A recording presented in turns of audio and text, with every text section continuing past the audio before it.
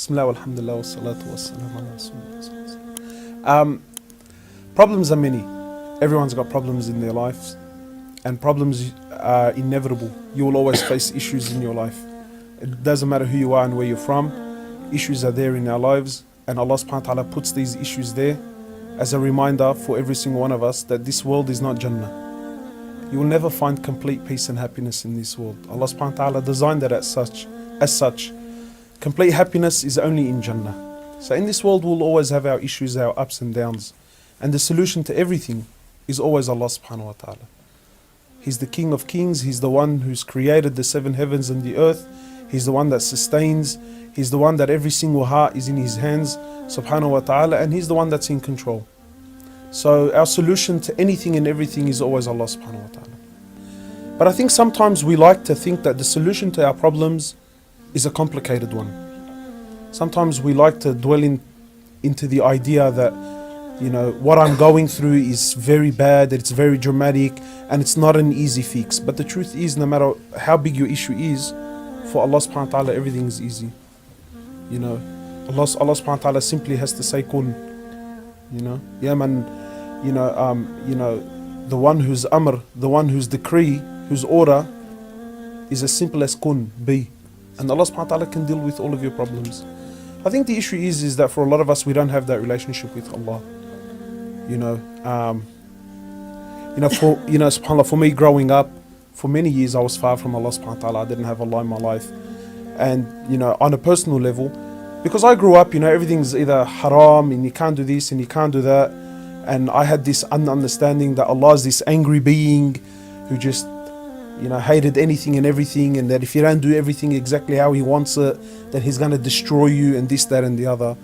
And, you know, it's unfortunate because that was my own shortcomings and my own lack of knowledge, but that was a big barrier between me and Allah subhanahu wa ta'ala. But then, you know, once you start to learn and you start to come close and you start to understand that Allah subhanahu wa ta'ala is the most loving, is the most caring, you know. So once you start to know Allah subhanahu wa ta'ala, you know, once you start to know about Allah subhanahu wa ta'ala and His greatness, then you come to realize that the only solution to any problem you have is Allah. What do I need to do? Well, the first thing is to acknowledge that Allah is the greatest and that we're simple slaves of Allah subhanahu wa ta'ala. You know, that Allah is capable over all things, over anything, and that number one is to sincerely want Allah. So sincerely in your heart, turn to Allah subhanahu wa ta'ala now. And sometimes, you know, when you say turn to Allah, people think it's got to be this long journey and it has to be a very detailed. No, just sincerely want Allah in your heart and you will find Allah subhanahu wa ta'ala there.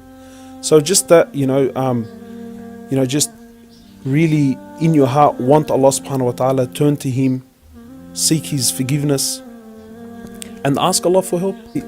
When a young man has a girlfriend, he has no problems when she sends him a text 100 times a day. Yeah. In fact, you hold your phone and you're eager. You know, you stay up all night in your bed and you're holding your phone, and when the phone vibrates, it's like the heavens have lit up in excitement, you know. Why? Because I want to know, how did she reply to my message, you know? Why? Because there's love there. There's something there that's... But unfortunately, when it comes to our Allah, we don't have that love relationship. You know, and the thing is that is that many of us need to understand that Allah subhanahu wa ta'ala is not in need of any of us.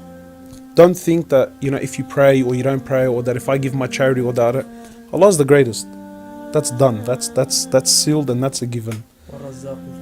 You know, Allah subhanahu wa ta'ala is not in need of our money and He's not in need of our salah. But from His rahman, from His mercy, Allah subhanahu wa ta'ala says, I want you to come and talk to me 5 times a day. I mean, that's from His love.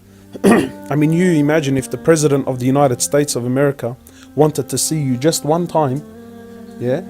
I'm telling you, even the most extreme of Muslims, oh man, did you hear? Did you hear, bro? The President sent me a message. He wants to talk to me. Shh, come on, man. You feel special, right? And that's a man of dunya. But when the King of Kings says to you, I want to see you, I want to talk to you, I want you to talk to me, you know? You and I find that as a burden. So I think it's just, you know, it comes down to our perspective of things, you know. Like I always like to use this very simple example, and I'll end with this, right? That imagine you as a father, and again, hasha lillah, of course Allah subhanahu wa ta'ala is above any example. But imagine you as a father, if you had a child, do you want the best for your child or do you want the worst? Naturally, you want the best. Do you want your kid to be happy or do you want him to be miserable? No, of course. Any half-decent father would want his kid to be the best and that his child to be happy. So I always say, okay, now you as a father, when your young child comes to you and he says to you, Dad, I want to go to the city at 12 o'clock at night, midnight. Now you as a father, when you stand up and you tell him, no, you can't go, is that because you hate him or is that because you love him? Is that because you want the best for him or is that because you want the worst? Now it doesn't matter from this point onwards, how he feels about it is irrelevant now.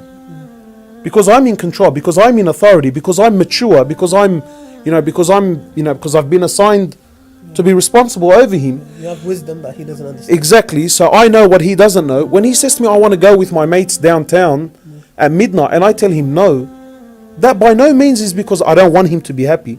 And then how come you don't trust me? It's got nothing to do with trust. I know what you don't know, and I believe that there's harm there, so therefore you can't go. Now any father, anyone here in his right mind would understand that and would appreciate the fact. And for me it's the same thing.